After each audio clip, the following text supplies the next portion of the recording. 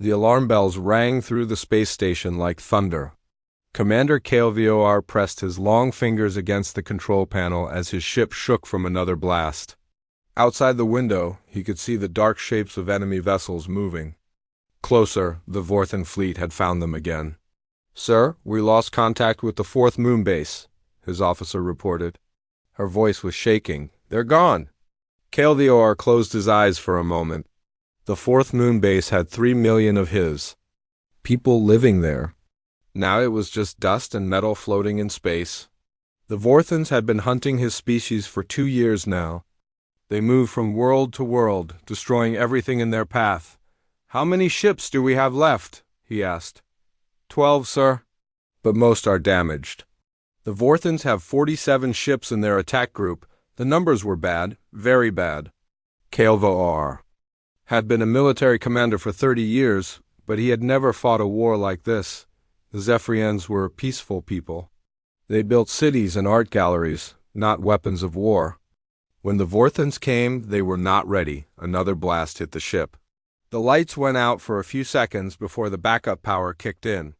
KLVOR could hear his crew working frantically to keep the ship running. They were good people, but they were not soldiers. None of them were. "Sir, incoming message from the Vorthen flagship," his communications officer called out. "Put it through." The screen in front of him lit up with the face of War Commander Thexnal. The Vorthen had pale gray skin and black eyes that seemed to look right through him. When Thexnal spoke, his voice was cold and hard. "Zephyrian Commander, you have fought well, but this is over. Surrender now, and we will make your deaths quick."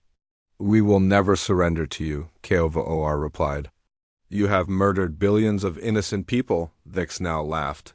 "Innocent? You are weak. The weak do not deserve to live in this galaxy. We are doing the universe a favor by removing you." The screen went dark. KLVOR looked around at his crew. They were all looking at him, waiting for orders. These young people trusted him to save them, but he did not know how. The Vorthens had better ships, better weapons, and more experience in war. "Sir," his science officer spoke up, "I have an idea. It might not work, but it's something. Tell me. We've been studying the old radio signals from different worlds. Some of them are from a planet called Earth. The signals show they have military forces and technology. Maybe we can ask them for help." KLVOR had heard of Earth. It was a small world far from the main trade routes. Most people thought the humans were just another primitive species. But the radio signals showed they had advanced technology and seemed to know about war. "How far away are they?" "About 3,000 light years. But sir, we don't know if they will help us. We don't even know if they will understand our message." Another blast shook the ship. This time the damage was worse. Warning lights flashed red all over the control room. They did not have much time. "Left, do it," KLVOR ordered. "Send them everything we have. Our language files, our history, what the Vorthens are doing to us. Send them the recordings of the attacks on our worlds." His crew worked quickly. They put together a message that told the whole story. Pictures of Vorthen ships destroying cities. Videos of refugees fleeing from their homes. The locations of Zephyrian worlds under attack. Everything that might help the humans understand what was happening. "Message ready, sir." "Send it on all frequencies. Make sure it reaches Earth." The signal went out into space, traveling faster than light toward the distant blue world. KLVOR did not know if the humans would receive it. He did not know if they would understand it. He did not even know if they would care about a species they had never met, but it was their only hope. Far away, on the other side of the galaxy. The signal reached Earth. It was picked up by listening stations around the world and quickly sent to military headquarters. Admiral Jake Morrison was having his morning coffee when his assistant rushed into his office. "Sir, you need to see this right away." Morrison looked at the data on his screen. At first he thought it was some kind of joke, an alien distress signal, but as he watched the videos that came with the message, his face grew serious. The images showed cities being destroyed from space, millions of people running in panic, ships that looked nothing like human technology. Get me President Sullivan on the phone, he said, and call Dr. Paul Carter. We're going to need his language team. Within hours, the best minds on Earth were working to decode the alien message. Dr. Carter and his team at the University of California worked day and night to understand the Zephyrian language. Captain Lisa Grant, the head of Earth Space Research Division, studied the technical data about the alien ships. The message was clear. An entire species was being wiped out by a powerful enemy. The Zephyrians were asking for help from anyone who would listen. They were not asking for money or trade agreements. They were asking for someone to save them from being destroyed. President Kate Sullivan called an emergency meeting of the United Earth Council. Leaders from every nation came to Washington to see the alien message. The room was quiet as they watched videos of Vorthan attacks on civilian targets. "This is real," Sullivan said. "We're looking at the first contact with an alien species, and they're asking for our help." General Robert Hayes, the chairman of the Joint Chiefs, leaned forward. "Madam President, we don't know anything about these aliens." "This could be a trap. Look at those videos," Sullivan replied. "Does that look like a trap to you?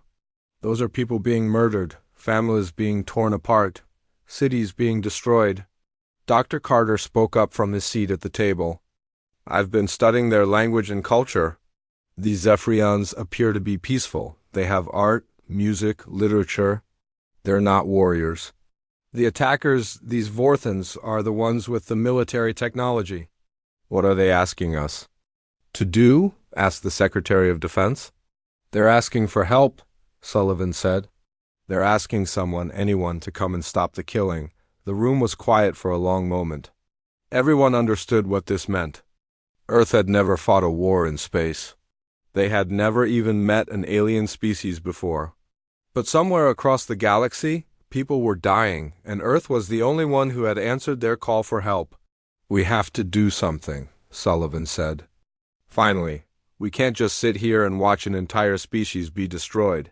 The decision was made.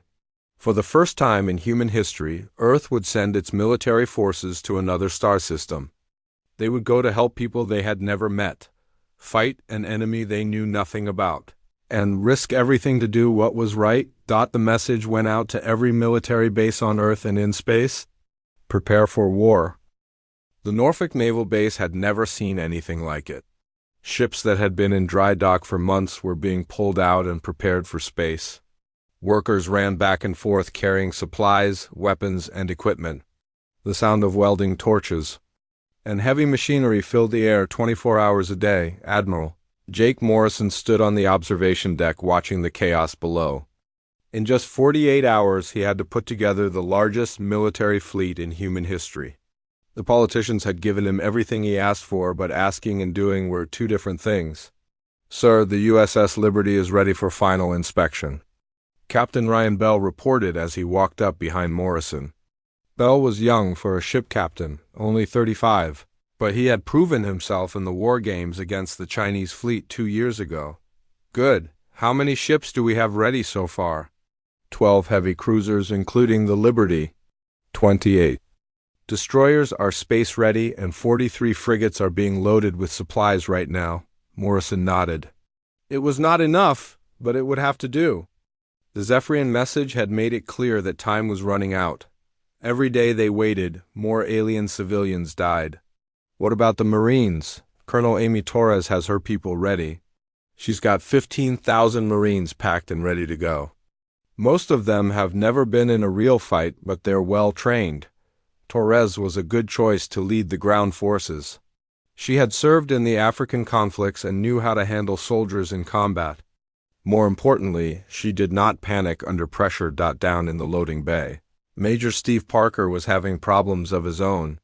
The supply ships were not big enough to carry everything the fleet would need. Food, water, ammunition, medical supplies, replacement parts for the ships. The list went on and on. "Sir, we need more cargo space," his assistant told him. "We're trying to fit 6 months of supplies into ships designed for 3 months. Then we make more room," Parker replied. "Take out the luxury cabins and put in supply storage. The officers can share rooms for this trip." Parker had been in the military for 20 years. He knew that wars were won by the people who kept the soldiers fed and supplied. The politicians could make speeches about saving the aliens, but if the fleet ran out of food halfway there, the mission would fail. At the California Institute of Technology, Dr. Nina Roberts was working on a different kind of preparation. She had been put in charge of a team that would study any alien technology they found. The problem was that she had never seen alien technology before. "We need to be ready for anything," she told her team. Dr. Alex Kim and Dr. Rachel Stone were the best scientists she could find on short notice.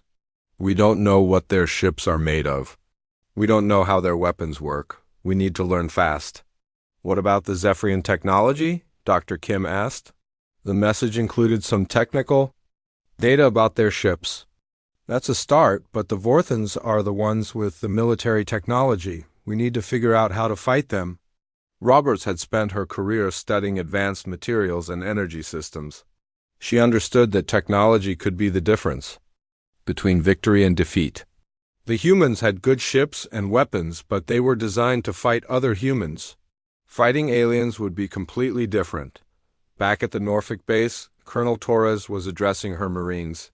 They were young, men and women from all over the world, but they all wore the same blue uniform of the United Earth Marine Corps. "Listen up," she said. "We're going to be the first human soldiers to fight on an alien world. We don't know what we're going to face out there. The gravity might be different. The air might be poisonous. The enemy might have weapons we've never seen before." The Marines listened quietly.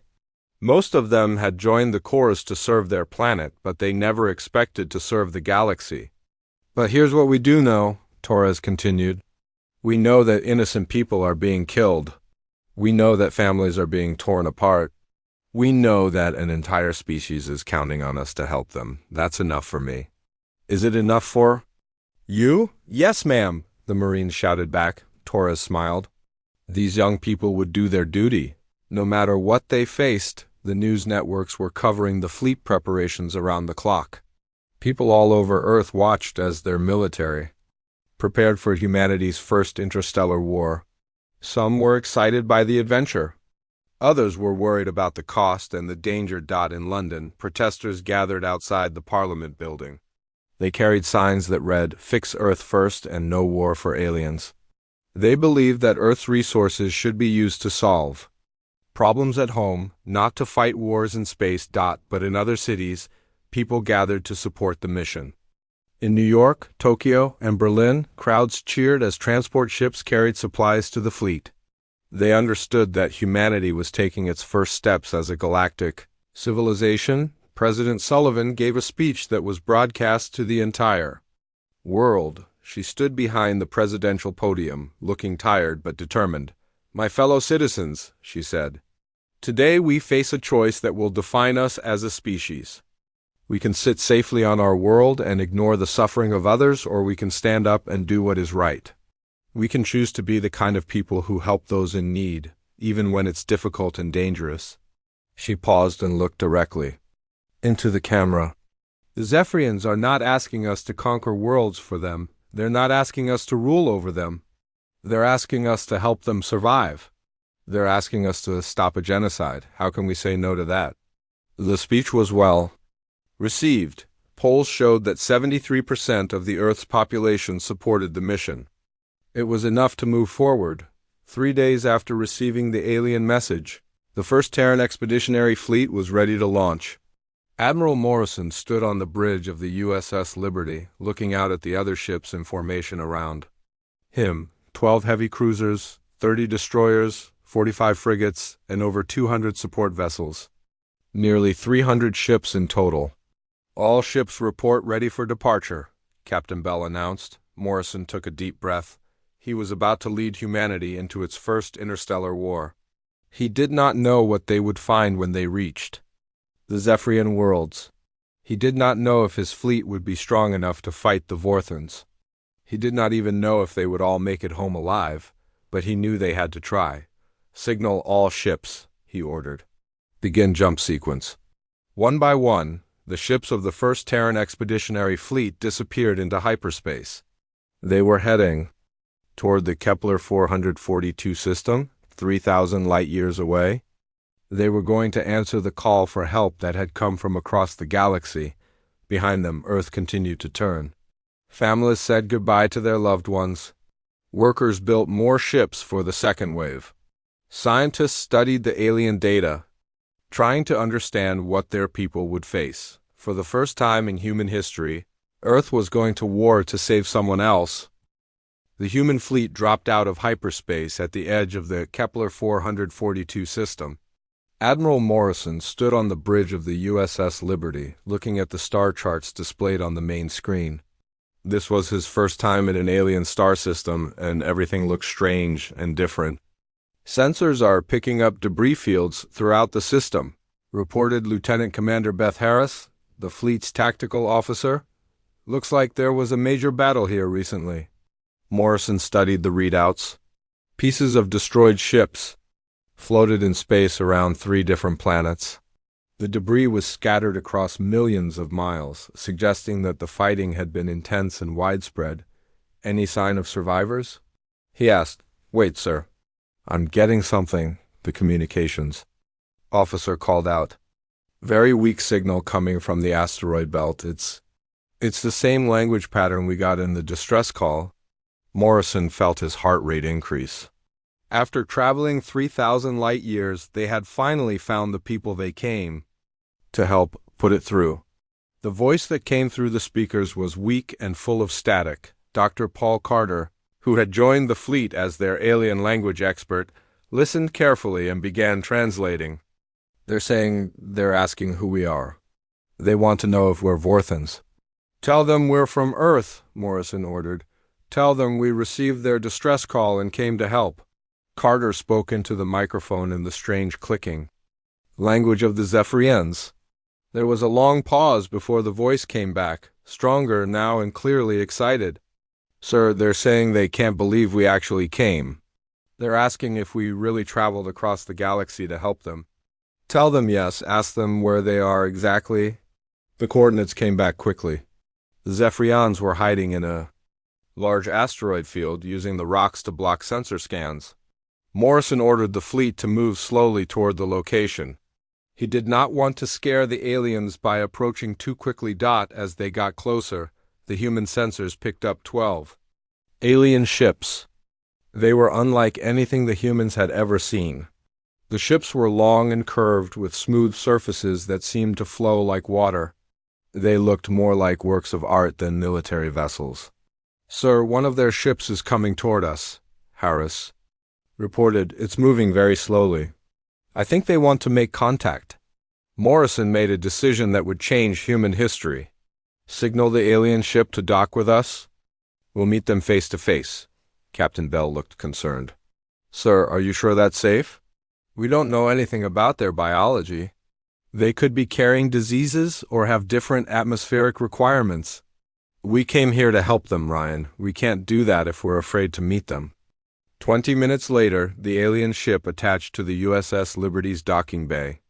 The human crew had prepared an airlock with atmospheric sensors and medical equipment. Dr. Carter waited with his translation computer, while Colonel Torres had a squad of Marines standing by just in case. The airlock opened, and the first alien stepped into the human ship. Commander Calva was taller than most humans, with pale blue skin and large eyes that seemed to take in everything at once. He wore a uniform that looked like it was made of liquid metal, and he moved with a grace that suggested he was used to lower gravity. Morrison stepped forward and offered his hand in the traditional human greeting. Calva looked at the hand for a moment, then carefully reached out and shook it. "I am Admiral Jake Morrison of the United Earth Fleet," Morrison said. Dr. Carter's computer translated his words into the clicking language of the Zephyrians. "I am Commander KLVOR of the Zephyrian Defense Force," the alien replied. "I cannot believe you are here. When we sent the message, we did not think anyone would answer. We received your distress call. We came as soon as we could." KLVOR's large eyes seemed to fill with emotion. "You traveled across the galaxy to help people you have never met. Why?" Morrison thought for a moment. "Because it was the right thing to do." Over the next several hours, Calveor told the humans everything about the Vorthan invasion. He showed them star charts of the 17 systems that had already fallen. He explained how the Vorthans fought, using massive ships to destroy entire planets from orbit. They do not want to rule us, Calveor explained. They want to eliminate us. They believe that only one species should control the galaxy, and that species is them. Dr. Carter asked questions about Zephyrian culture and technology.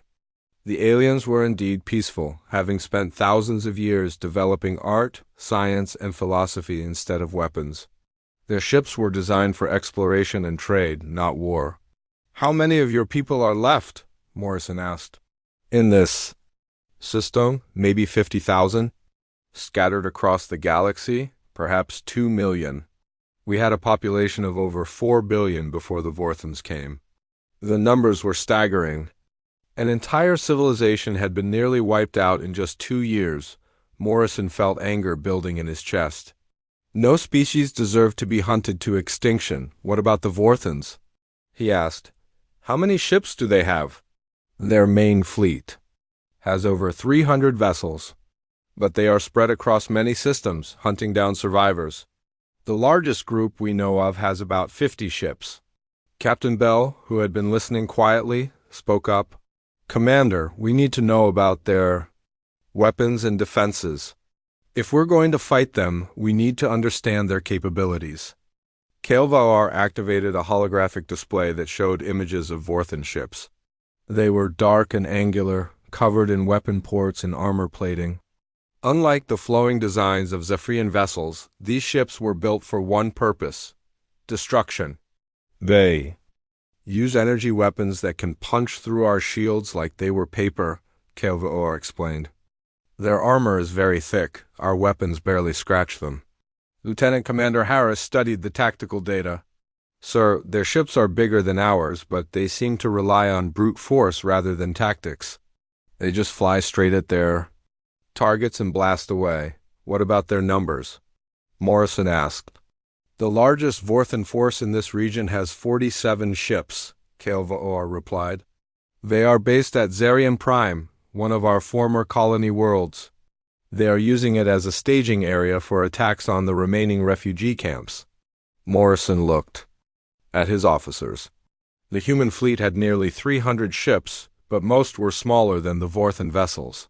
It would be a challenging fight, but not impossible. Commander Calveor, we need you to tell us everything about Zarian Prime, every detail about the planet, the orbital defenses, the enemy positions. You are going to attack them? Calveor asked with surprise. That's why we're here, Morrison replied.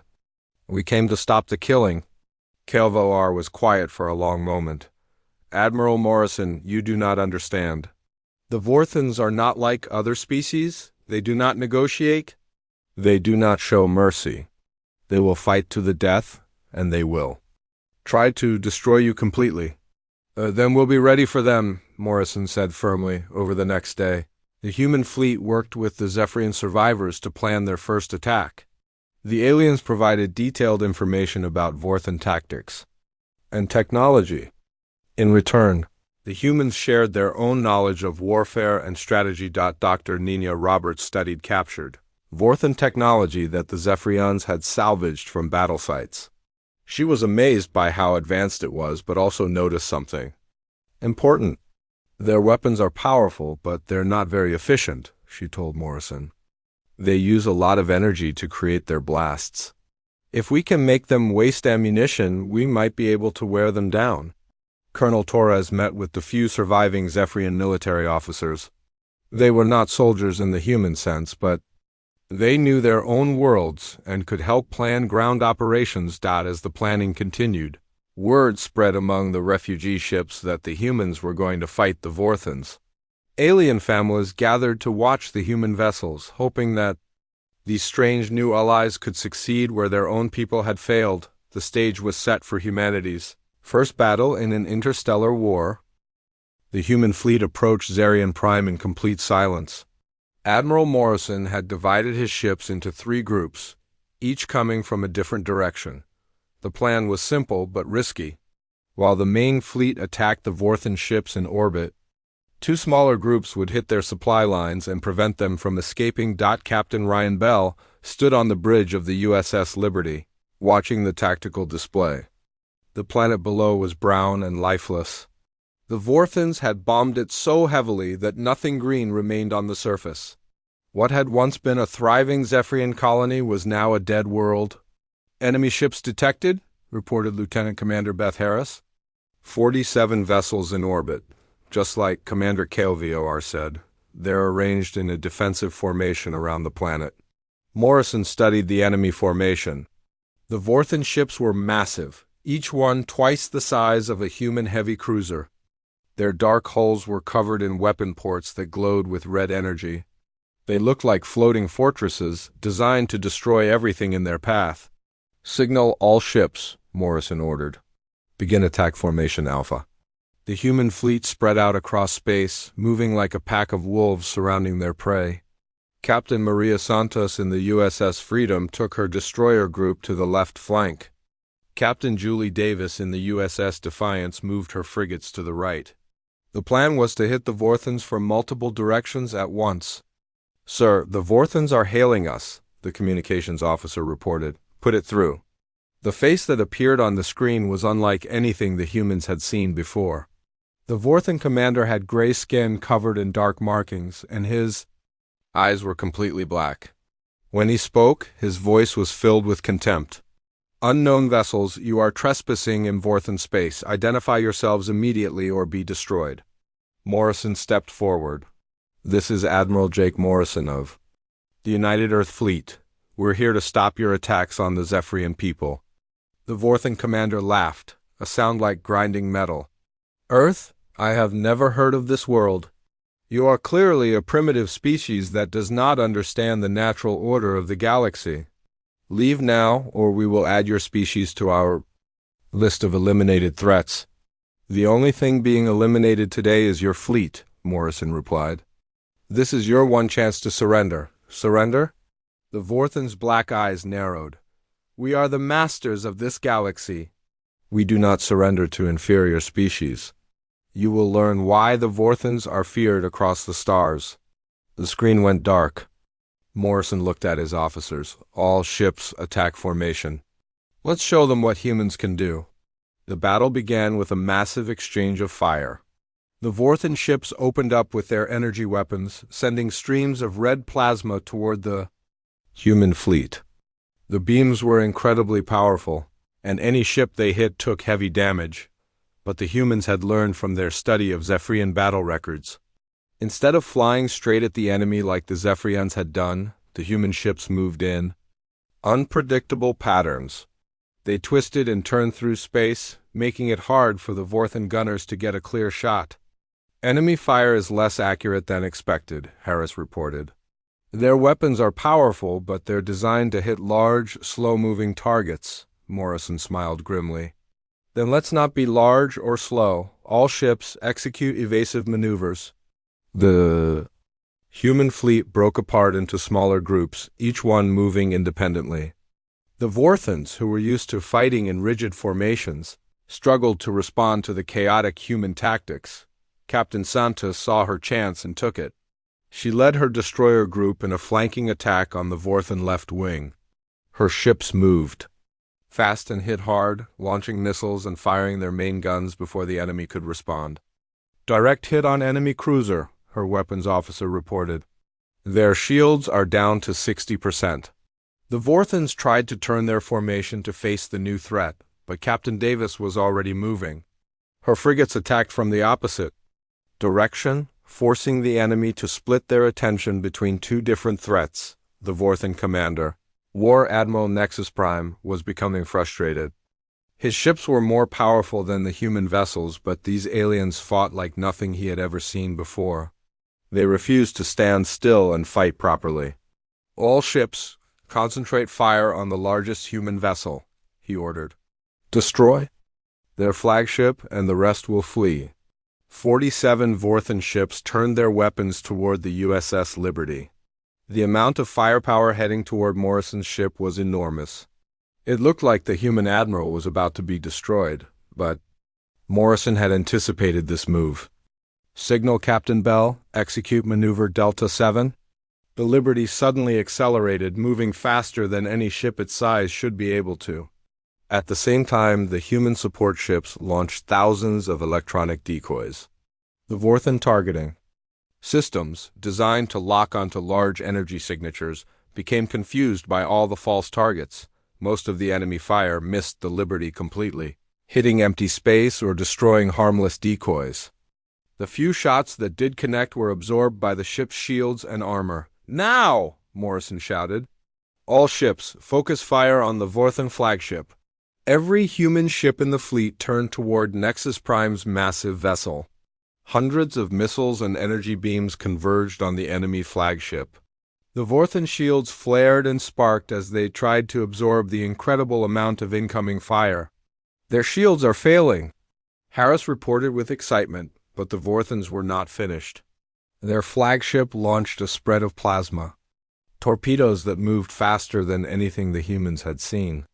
One of them hit the destroyer USS Courage, commanded by Captain Tom Brady.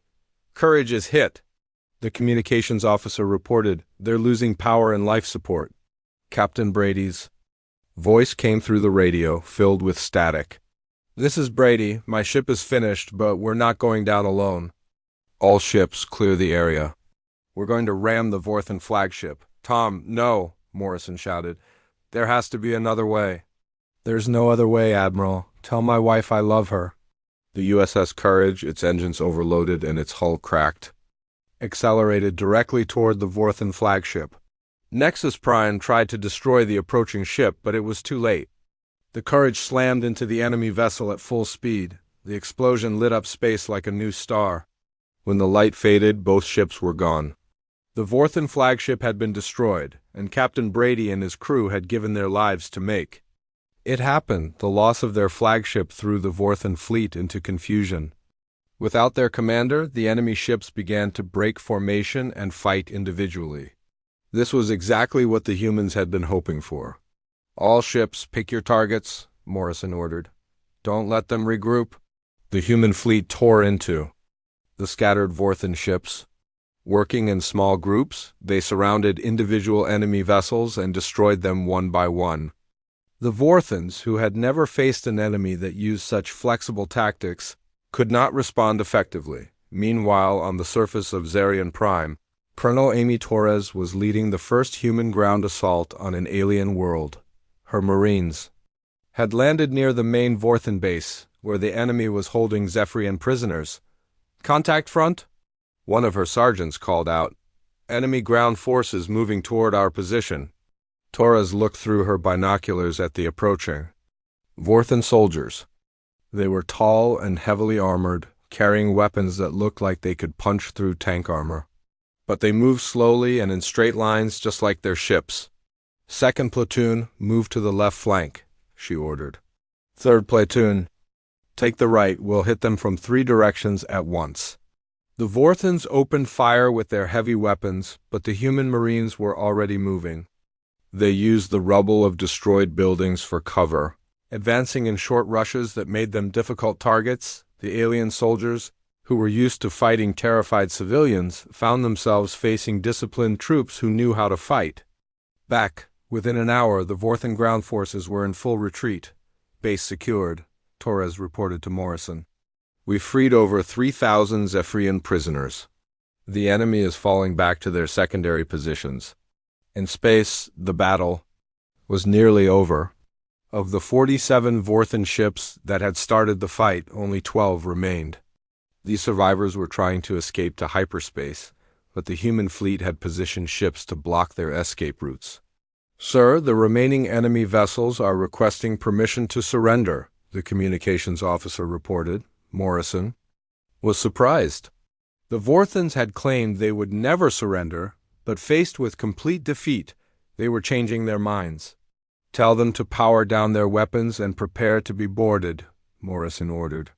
"Any ship that tries to run will be destroyed." One by one, the surviving Vorthen ships shut down their weapons and allowed human boarding parties to take control. The Battle of Zarian Prime was over, and humanity had won its first victory in an interstellar war, but the cost had been high. The USS Courage was gone, along with Captain Brady and his crew.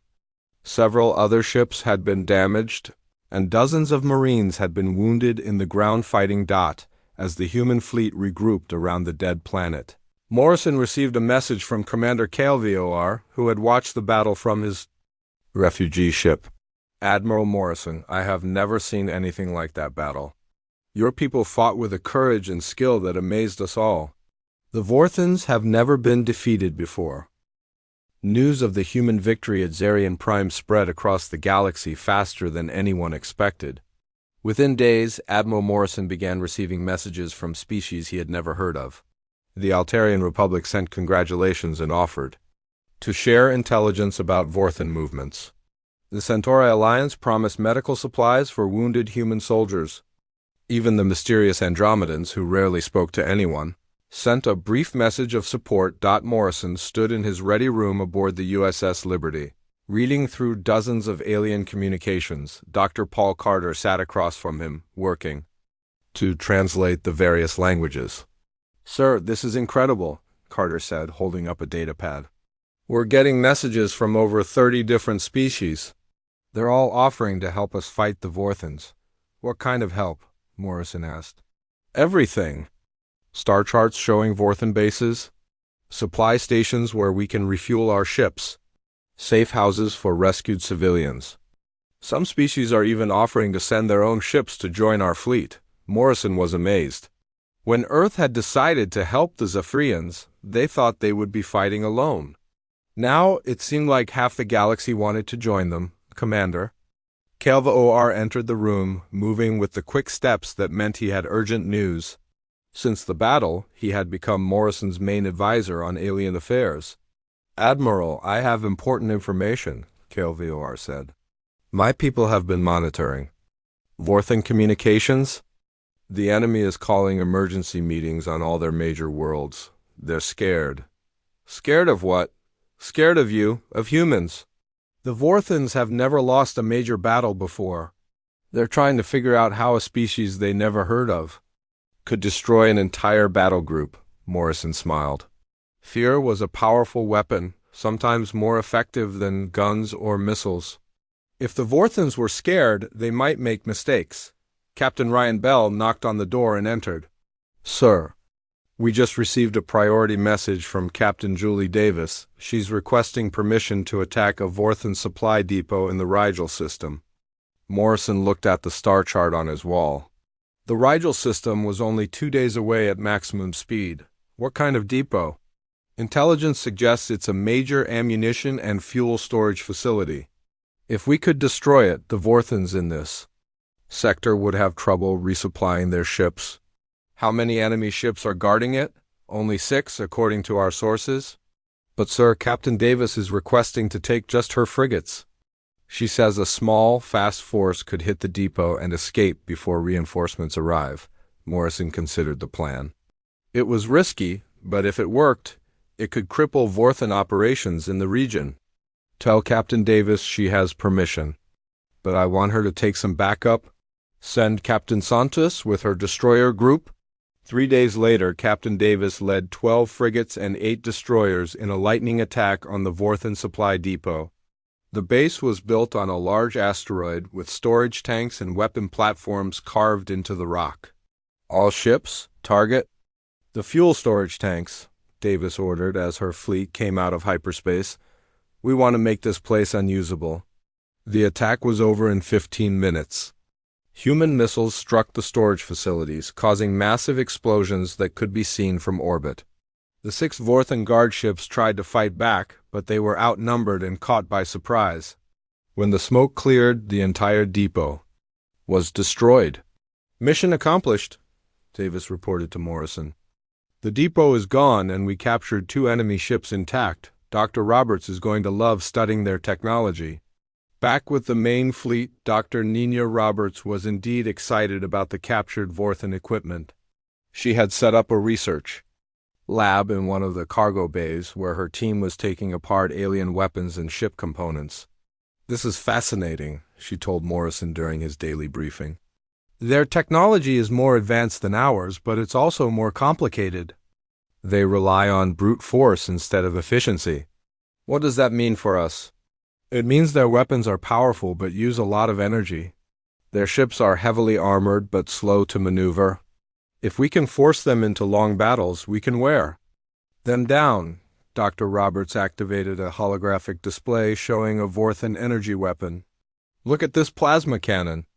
It can punch through our heaviest armor, but it takes 30 seconds to recharge between shots. Our rapid-fire weapons can get off 20 shots in that same time. Morrison studied the display, so we need to stay mobile and keep hitting them. Exactly. We're like mosquitoes fighting elephants.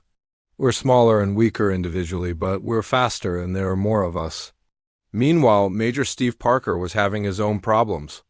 The human fleet was growing as more ships arrived from Earth, but keeping everyone supplied was becoming difficult. They were operating thousands of light years from home, and every bullet and meal had to be transported across space. Sir, we need to establish supply bases, Parker told Morrison.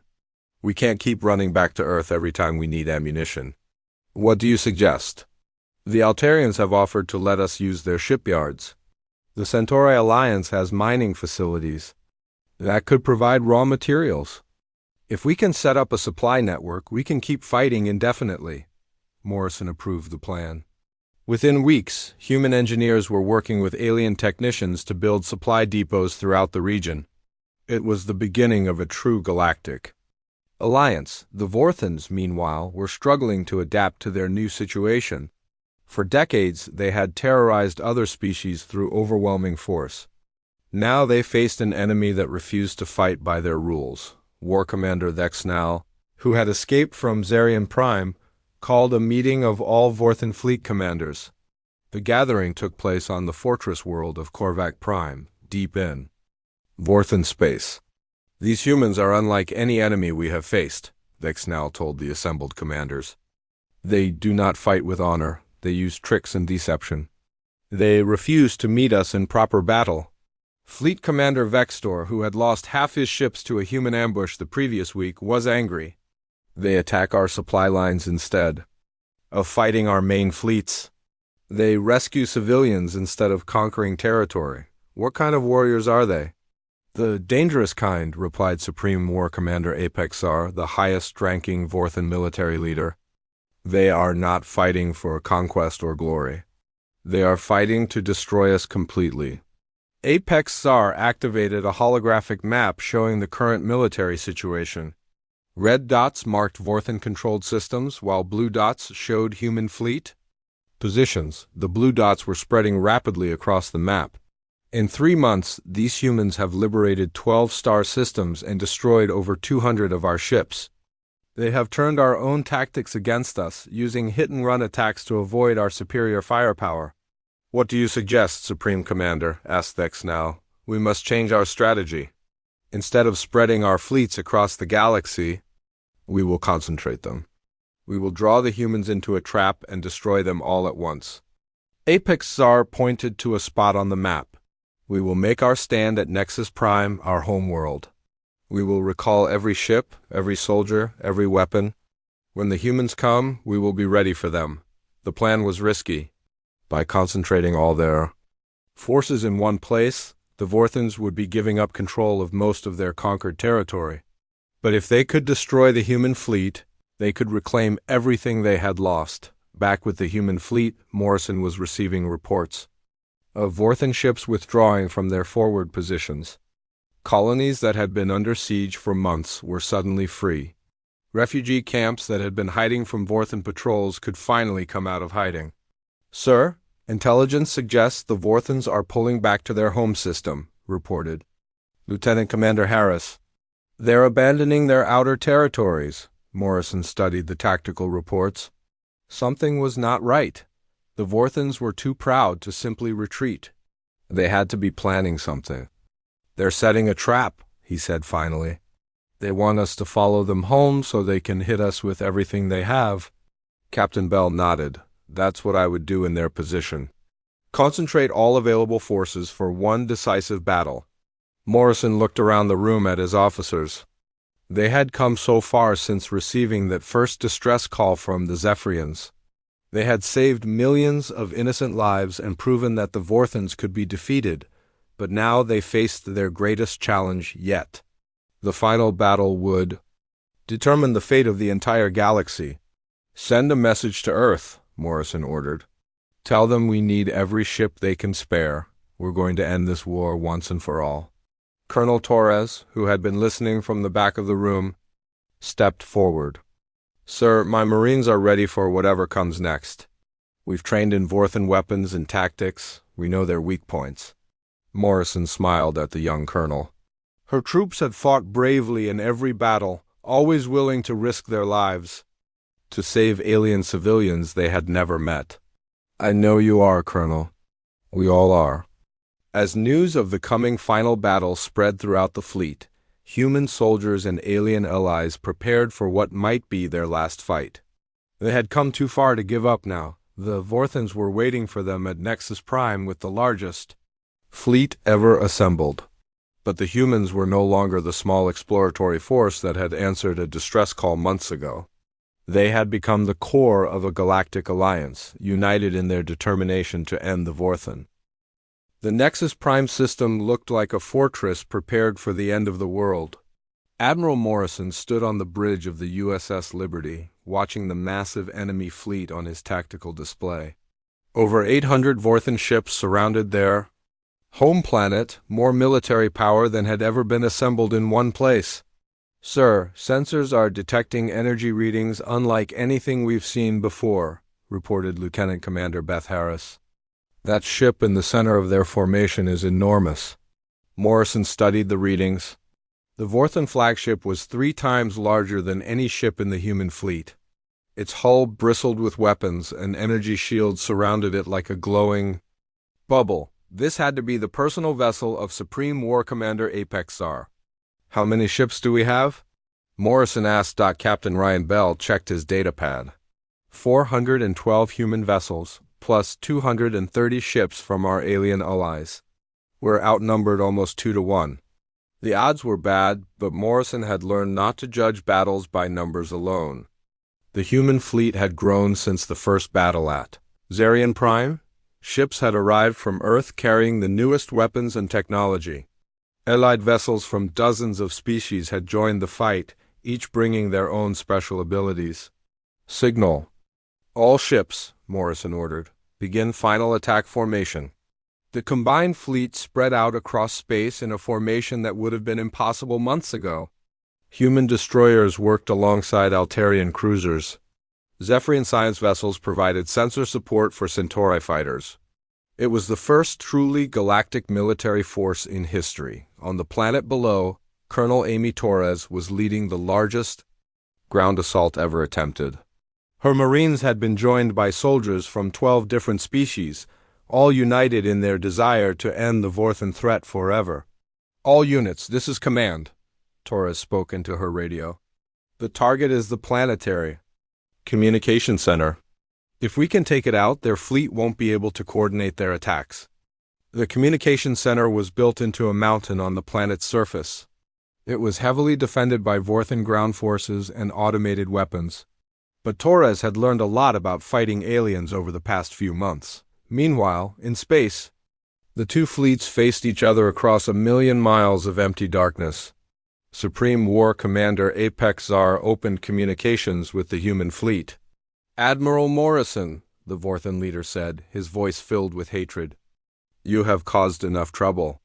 Surrender now, and we will make your deaths quick. Morrison stepped forward on his bridge. Supreme Commander, you're the one who should surrender. Your people have murdered billions of innocent civilians. The ends today. Apex Czar's black eyes narrowed.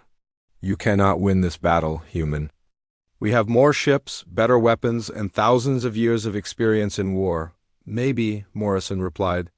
But we have something you don't have. And what is that? Morrison looked around at his bridge crew, then at the tactical display showing ships from dozens of different species fighting together. We have friends. The battle began with the largest exchange of fire in galactic history. The Vorthan fleet opened up with everything they had, sending streams of plasma and energy beams toward the Allied ships. The space between the two fleets lit up like a star-going supernova, but the Allied fleet did not fight the way the Vorthans expected.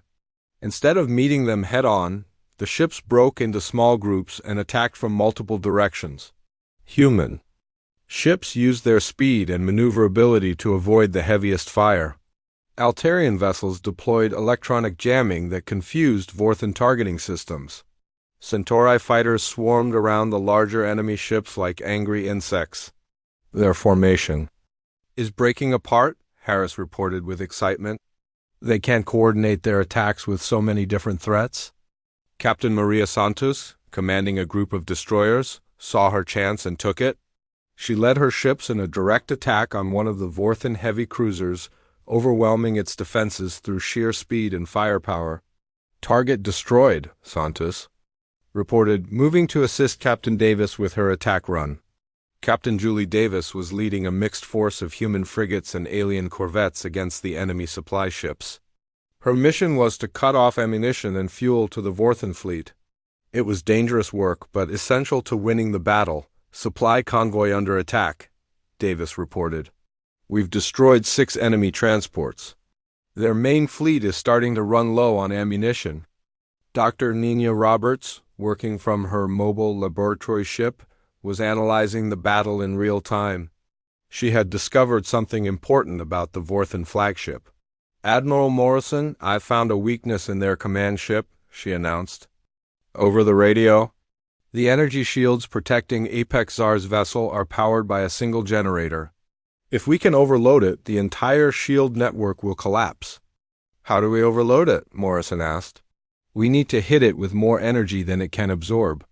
But it would take the combined firepower of our entire fleet. Morrison considered the plan. It would mean exposing his ships to massive enemy fire, while they concentrated on a single target. The losses would be enormous. On the planet's surface, Colonel Torres was fighting her way through the Vorthan defenses toward the communication center. Her mixed force of human marines and alien soldiers had captured several outer positions, but the final assault would be the hardest. 2nd Battalion, move left. 3rd Battalion, take the right flank, she ordered. We need to hit them from 3 sides at once. The Vorthan defenders were tough and well-equipped, but they had never faced an enemy that included so many different species working together. Each alien race brought different tactics and abilities to the fight. The breakthrough came when a group of Andromedans used their natural ability to phase through solid matter to infiltrate the communication center from underground. Within minutes, they had disabled the main transmitters. Communication center is down, Torres reported to Morrison. The enemy fleet has lost coordination with their ground forces. In space, the loss of planetary communications threw the Vorthan fleet into confusion. Ship captains who had been following orders from the surface suddenly found themselves fighting independently. Morrison saw his opportunity. All ships, concentrate fire on the enemy flagship. Target the shield generator. Every Allied ship in. The fleet turned toward Apex Czar's massive vessel. Human cruisers, Altarian battleships, Zephyrian science vessels, and dozens of other ships all fired at the same target. The amount of energy hitting the Vorthan flagship was incredible. The enemy shields flared and sparked as they tried to absorb the incoming fire. For a moment, it looked like they might hold. Then, with a flash of light that could be seen across the solar system, the shield generator exploded. "Shields are down!" Harris shouted. "The flagship is defenseless." But Apex Czar was not finished. His ship launched a spread of the largest missiles anyone had ever seen, each one capable of destroying a human cruiser. The missiles streaked toward the USS Liberty, intent on killing the human admiral who had caused so much trouble. Captain Bell did not hesitate. He threw his ship into a desperate evasive maneuver, pushing the engines beyond their safety limits. Most of the missiles missed, but one struck the Liberty's port side, causing massive damage. "Hull breach on decks 7 through 12, someone reported. "We're losing atmosphere." Morrison was thrown against the wall by the impact. but he quickly got back to his feet. His ship was hurt, but it was still fighting. "All weapons, target the enemy flagship," he ordered. "And this now." The combined firepower of the Allied fleet struck the Vorthen command ship from every direction. Without its shields, the massive vessel began to break apart under the assault. Secondary explosions ripped through its hull as ammunition stores detonated. Supreme War Commander Apex Czar made one final transmission before his ship was destroyed. "This is not over, humans. There are other Vorthen fleets in distant galaxies. They will come for you." "Let them come," Morrison replied. "We'll be ready." The explosion of the Vorthen flagship marked the end of the battle. Seeing their supreme commander destroyed, the remaining enemy ships began to surrender. Some tried to escape, but they were quickly hunted down by Allied forces. Within hours, the entire Vorthen fleet had been destroyed or captured.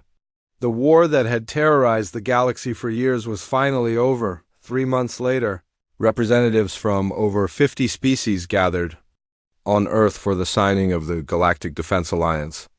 The treaty established Earth as the headquarters for a permanent peacekeeping force that would prevent any future genocides. Admiral Morrison, now promoted to Supreme Commander of Allied Forces, stood at the podium in the United Nations building. Behind him sat delegates from species that had never worked together before, all united by their shared experience of fighting for freedom. "Today we establish something new in the galaxy," Morrison said. "An alliance based not on conquest or profit, but on the simple idea that all thinking beings have the right to exist in peace." Commander KLVOR, now serving as the Zephyrian ambassador to Earth, watched from the audience with tears in his large eyes. His species had been saved from extinction by people who had traveled across the galaxy to help strangers. The ceremony was interrupted by an urgent message from the Deep Space Monitoring Station. A new distress signal had been detected from the edge of the galaxy. Another species was under